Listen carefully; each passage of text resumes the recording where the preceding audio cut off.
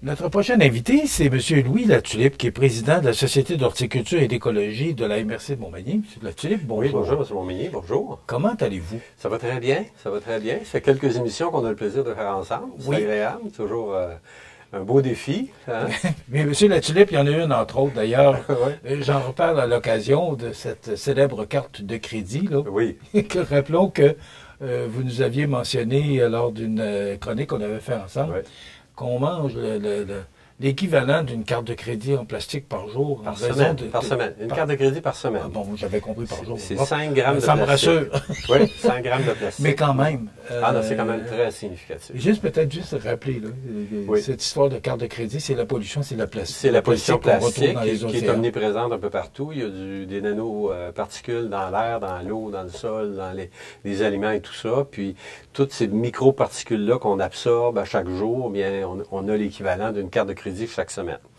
Ce qui a des effets énormes. Alors, il y a du travail à faire pour... Il y a du travail à faire et la Société d'horticulture et d'écologie est là pour diffuser et informer. Et vous êtes là depuis 50 ans et c'est pour ça que vous êtes avec nous aujourd'hui. Voilà, la Société d'horticulture célèbre ses 50 ans cette année. Hein, l'année 2024-2025, c'est l'année où on célèbre le 50e anniversaire. On a rendu hommage à nos fondateurs il y a dans 2 émissions précédentes. Et là, on veut souligner le 8 décembre prochain. On fait un événement particulier, donc dimanche, le 8 décembre prochain, réservé à votre agenda, donc l'horaire, parce qu'on va être ouvert à la salle du conseil de l'Hôtel de Ville de Montmagny, entre 10h et 15h. On fait un événement porte ouverte, c'est gratuit en passant, tout le monde peut venir, ça ne coûte rien. On va faire différentes activités, dont... on aura le plaisir de recevoir M. Grenier, qui est un expert dans les jardins. Il viendra nous présenter une conférence sur les jardins de Paris. Donc, une conférence plutôt ludique, très agréable, des photos exceptionnelles avec un conférencier qui est vraiment exceptionnel. Par la suite, il va y avoir un petit goûter. On va offrir aux gens un peu de nourriture pour échanger, partager, discuter, présenter nos programmes et nos horaires. Et on va par la suite présenter un court vidéo qui a été fait sur notre dernier voyage horticole à l'été 2024. Alors, les gens qui ne savent pas trop à quoi ressemble un voyage horticole par notre société, bien, venez voir le film. Vous pourrez à ce moment-là avoir une idée exactement des activités qu'on fait, des lieux qui sont visités, des informations qui sont recueillies. Et le film a été réalisé par un de nos collègues, M. Michon, qui est un expert dans le domaine. Donc, la vidéo est tout à fait sublime. Les images sont belles, les lieux sont magnifiques, puis la météo nous avait aidés. Donc, alors, ça donne beaucoup de main à faire oui, voilà. Ça rehausse. Quand le paysage est beau et il pleut pas, c'est tout à fait extraordinaire. Donc, ça, c'est vraiment le fun. Et on va avoir aussi, après la production de vidéo, on a parmi nos membres, donc des gens qui sont bricoleurs, il y a des artisans, etc. Donc, on a un ensemble d'objets qu'on veut vendre pour recueillir des fonds pour la Société d'horticulture et d'écologie. Alors, à l'image, on vous présente donc au centre, il y a une cabane à papillons. Alors, une cabane à papillons qui est... on respecte, nous, les volontés de la Fondation David Suzuki pour sauver les papillons monarques. Donc, on a décidé cette année de faire des cabanes à papillons. Celle-ci est en noyer cendré, qui est un bois rare. Et donc, on en a vendu 40 au cours de l'année. Donc, oui. Mais qui les fabrique? C'est nos membres. Mais voyons. C'est nos membres, oui. Non, puis regardez la qualité de la construction, vous allez voir que... Vous en avez vendu 40? On en a vendu 40, donc c'est un produit... Donc, c'est très, très beau parce que le modèle de la cabane à papillons est élaboré par l'American Society of Horticology et Écologie. Donc, c'est un plan qui a été vraiment adapté par des biologistes, etc., pour permettre aux papillons d'aller se reposer le soir. Encore, comme vous le savez, les papillons monarques sont en danger. Et donc, on fait notre effort écologique en lien avec la société David Suzuki pour promettre ça. Par ailleurs... Je vous arrête. Oui. Vous dites que les papillons volants sont en danger. Les papillons monarques. OK. Pourquoi? Alors, il y a plusieurs facteurs. Les premiers facteurs, c'est rappelons-nous que le papillon monarque part du Costa Rica, il va migrer jusqu'au Québec, OK? Ils vont pondre leurs œufs, ils vont se reproduire, ils vont déposer leurs œufs dans une fleur particulière, OK, ici au Québec. Et puis, après ça, ils vont repartir, migrer au Costa Rica.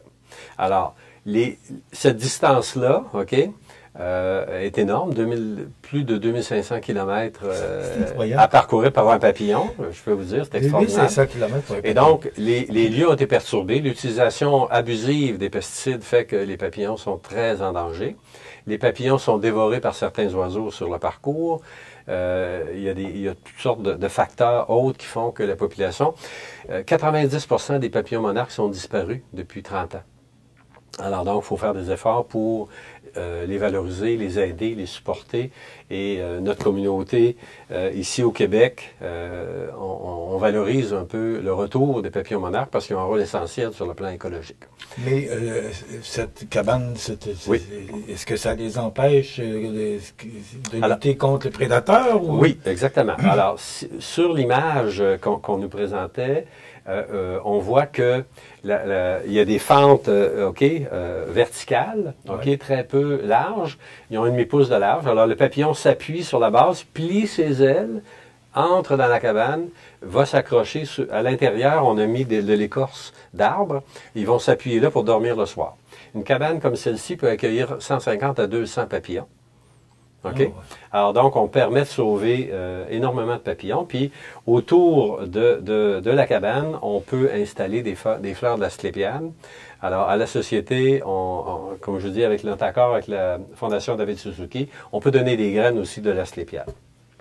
Sur l'image, on voit aussi d'autres objets. Donc, il y a des planches à service qui ont été fabriquées par nos membres. Il y a des objets aussi qui nous ont été offerts gracieusement par Alpaga du Cap. Donc, on a des tuques en alpaga, des foulards en alpaga, des objets extraordinaires qui nous ont été offerts par les Alpagas du Cap. Et donc, ce sont des objets extraordinaires qu'on va vendre. Derrière la poupée qu'il y a là, il y a des petits coussins de lecture qui sont aussi disponibles. Alors, ça fait des objets qui donc, ce sont des objets, M. Philippe, qui vont être en vente le 8 décembre. Le 8 décembre, voilà. Lors de votre journée porte ouverte. Lors de notre journée porte ouverte, tout à fait. Bon, là, vous dites, on voit d'autres objets. Oui, il y a d'autres objets. Donc, il y a des sacs d'épicerie, il y a des tables, il y a des jetés au niveau des tables. Et plein d'autres petits objets. On n'a pas pu mettre tous les objets qu'on va avoir là, mais donc à des prix très compétitifs, OK? Donc, l'objet pour nous, c'est pas de faire un profit excessif. Les objets, soit nous ont été donnés ou ont été fabriqués de façon gratuite. Donc, pour les gens, pour des cadeaux de Noël, c'est l'occasion idéale d'avoir un cadeau qui est pas trop cher, d'une grande qualité et avec un impact écologique très significatif. Dites-moi, est-ce que vous vendez ce genre d'objet-là, parce que c'est votre 50e anniversaire, ou si vous faites ça à l'année par des objets fabriqués par vos membres ou des collaborateurs? Très bonne question. On l'a fait par épisode. L'année dernière, on avait choisi qu'à chacune de nos conférences, qui ont lieu tous les deuxièmes mardis de chaque mois, on présentait un petit objet. Donc, on a eu un magasin d'oiseaux, la première épisode. Donc, c'est une petite cabane avec on avait mis du poil d'ours, du poil d'orignal, des laines, etc., pour que les oiseaux viennent prendre ces objets-là pour fabriquer leur nid. Ça se met au jardin, c'est très décoratif. Alors, lors de la première réunion, on avait vendu ce petit magasin-là. On a vendu 20. La deuxième rencontre, on avait proposé la cabane de papillons. Et donc, au fil du temps, on a vendu 40. Ça nous a aidé énormément.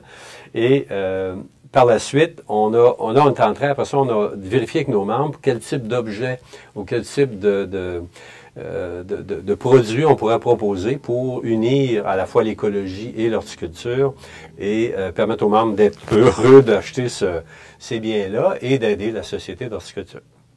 Alors, vous parlez beaucoup de la Société d'horticulture et d'écologie. C'est quoi votre mission? C'est quoi votre... Parce que ça fait 50 ans quand même, M. Latulippe, là. Oui. Des organismes qui soulignent des 50 ans d'histoire. Il n'y en a pas tant que ça. Il n'y en a pas tant que ça. Vous avez tout à fait raison. Il faut dire qu'au départ, il faut se rappeler, dans les années 70, nous, on peut s'en souvenir, il y avait villes et jardins, villes et villages fleuris. C'était un programme qui a été lancé, vous vous souvenez, donc par le gouvernement Lévesque à l'époque, et c'est un programme qui a été, par la suite, transféré au ministère de l'Éducation, qui a décidé de créer une fédération des sociétés d'horticulture et d'écologie. Le but premier, c'était d'aider les villes et villages à embellir leurs lieux et avoir une approche plus écologique du développement urbain. C'était ça la base. Ça commençait, là. Ça a commencé comme ça. Alors, au départ, la fédération avait une orientation beaucoup plus sur le jardin et l'horticulture. Puis, dans les dernières années, on s'en va beaucoup plus vers un volet plus écologique. Alors, on travaille avec le ministère de l'Éducation. Donc, la volonté du gouvernement et des sociétés, c'est vraiment de diffuser des connaissances sur l'horticulture, le jardinage et l'écologie, de façon à ce que les gens soient bien informés, aient une source d'information objective et pertinente pour les aider dans leur vie de tous les jours, bien évidemment, et les aider dans leur choix de consommation aussi. Alors, les budgets qu'on a sont pas importants, donc il faut avoir des sources budgétaires autres que le soutien des villes et pour assumer tous nos mandats. Et le défi, au cours des 50 dernières années, tous nos fondateurs, etc., ont fait des prodiges, OK, pour recueillir des fonds pour nous permettre que la société vive encore. Et je vous rappelle, l'année dernière, on avait fait quelques émissions ensemble. Alors, on a vu notre membership, OK, augmenter de 50 à 86 personnes inscrites à la Société d'horticulture. Notre collaboration a permis une meilleure diffusion, une meilleure implication sociale. Parce que la difficulté qu'on a, les petits organismes, c'est la communication. Que les gens soient informés. Que vous soyez connus. Qu'on existe. Oui. Puis au-delà de ça, qu'est-ce qu'on fait? Qu'est-ce qu'on peut leur apporter? Qu'est-ce qu'on peut leur donner? Qu'est-ce qu'on peut apprendre au niveau de la société? Alors, c'est pour ça qu'on essaie actuellement d'améliorer notre système de communication pour diffuser l'information à un plus grand nombre de personnes. Et vous comme moi, on sait qu'aujourd'hui, l'écologie est vraiment d'une pertinence incroyable. On donnait l'exemple dans la carte de crédit, mais les pollutions par toutes sortes de phénomènes, l'implication sociale des gens doit être majeure, doit être impliquée. Et les modifications politiques aux États-Unis et peut-être au Canada, etc., on n'a aucune idée de ce qui s'en vient. Il est très important que les organismes sans but lucratif s'impliquent pour informer les gens, diffuser l'information. Le 47e président des États-Unis qui s'en vient en poste le 20 janvier prochain ne semble pas très versé vers les changements climatiques. On n'aura pas de subvention de lui. Alors l'écologie, je pense que... Donc, l'écologie, là, c'est qu'il faut que tous les pays, il y a un cri d'alarme qui... Oui, il y a un cri d'alarme et l'ONU, d'ailleurs, lance des cris d'alarme de façon c'est pas tous les régulière. pays qui comprennent l'importance il y a un défi de l'économie. Hein? Il y a une tension entre l'économie et l'écologie. Et actuellement, le débat est là parce qu'il y a des intérêts économiques puis il y a des intérêts écologiques qui sont souvent contradictoires. Il faut prendre des décisions appropriées, OK, pour unir les deux. On n'est pas obligé de détruire l'économie, mais on n'est pas obligé de détruire l'écologie non plus. Alors, il y a des décisions très importantes qui vont devoir se prendre. Et ça presse. Est-ce que ça presse autant, M. Latulippe, qu'on nous le dit? Oui, définitif. Le 2 septembre dernier, à l'ONU, il y a eu des motions qui ont été votées par la quasi-totalité des pays pour prendre des décisions sur la limitation des plastiques, la limitation des pesticides, toutes les formes de pollution liées aux polluants internels. Alors, ces trois aspects-là regroupent tous les dangers qu'on peut imaginer et à cela s'ajoutent les changements climatiques. Rapidement, je vois souvent qu'on bat des records des années 1950, 1960. Oui. Il faisait chaud dans ce temps-là aussi. Il faut faire attention, il y a des cycles dans le climat. Hein. Dans l'année 1952, il y a eu un pic de chaleur. Il n'y en a pas eu un en 1955 aussi? Oui, non, ça a duré de 1949, dans le fond, ça a commencé, puis ça a fini en 55. Okay. Donc, il y a eu un petit pic là où il a fait plus chaud. À ce moment-là, après ça, les températures sont revenues plus normales. C'est normal dans le cycle climatique qui est des hauts et des bas. Okay? L'année 50 a été là. Là, on est dans une période où, en plus, le cycle naturel de la nature fait que le climat augmente, mais en plus, on a l'effet de l'impact humain. Okay, qui augmente énormément les températures. D'ailleurs, une des prochaines conférences en écologie qui va être offerte, c'est comprendre les changements climatiques OK? On va avoir une conférence sur ce thème. La date n'est pas déterminée, c'est probablement en février. OK? Mais on va diffuser à tous les membres et sur nos sites. C'est déjà terminé, M. Latulippe. Et que ça passe vite en votre compagnie. Bon. On rappelle, le 8 décembre, rapidement. Donc, le 8 décembre, on attend tout le monde à la salle du conseil de l'Hôtel de Ville de Montmagny entre 10h et 15h. C'est gratuit pour tout le monde. Il va y avoir un film sur les Jardins de Paris. Il va y avoir une vidéo sur le voyage horticole. Plein d'objets à vendre, etc. Et un goûter vous sera servi, puis on vous accueille avec plaisir. À la salle du conseil municipal de l'Hôtel de Ville de Montmagny. M. Latulippe, c'est toujours un plaisir. Merci, bonne journée à vous. Merci beaucoup. Bonjour.